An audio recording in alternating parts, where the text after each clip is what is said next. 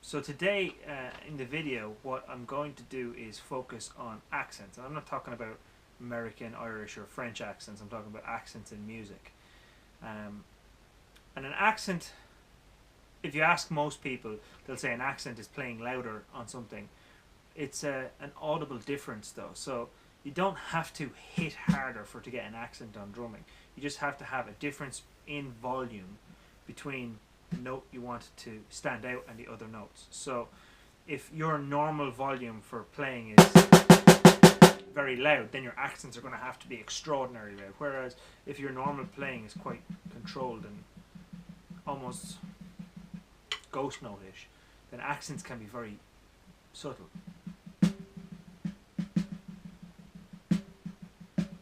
Very, very subtle. Okay, so the way you can do accents in your playing and practice that without putting more force into it and tightening your grip and maybe hurting yourself in the process is to control your sticking height. So if we wanted to put the accent onto, say, one of each bar, and we're playing semiquavers or 16th notes, we'll count that 1E and a 2E and a 3E and a 4E. Now if I want to accent the 1, I'll bring my stick up.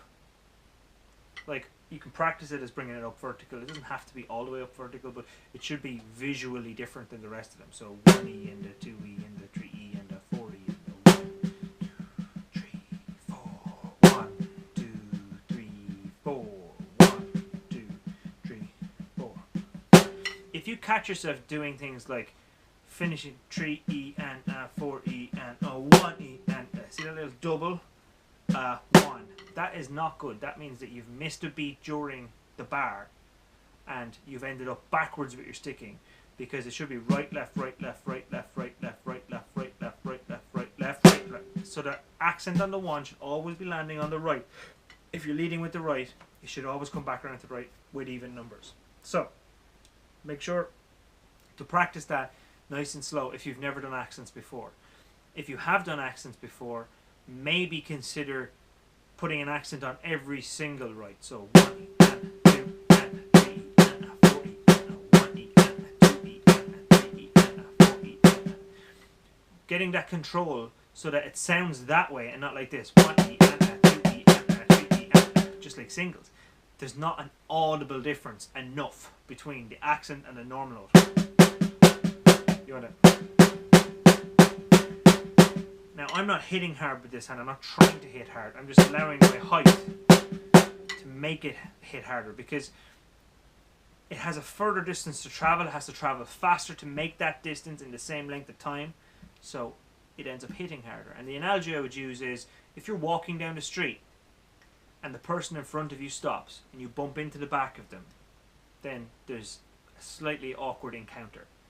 If you're cycling down the street and someone is in front of you and you don't manage to stop, you don't see them, and you hit them, that's a very different thing. That's a huge accident and someone's probably very hurt. So the difference there is one was travelling much faster than the other, and because it was travelling faster, it hit with far more force. Now, without trying, you can get that force into your play just by having your height higher and letting your speed be faster. 2, 3, 4. Okay. Now lead off with the left hand and accent that. Sorry, you don't want to lead off with the left hand. I don't want to mislead. You lead off with the right like normal, but you accent on the left. So the E's and the A's are going to be accent. 1, E, A, 2, E, A, 3, E, A, 4, E, A. Okay, you might find that a little bit more tricky if you're right-handed, a little bit easier if you're left-handed. So now do a full bar with right hand lead and a full bar with left hand lead. 1 and 2 and 3 and 4 and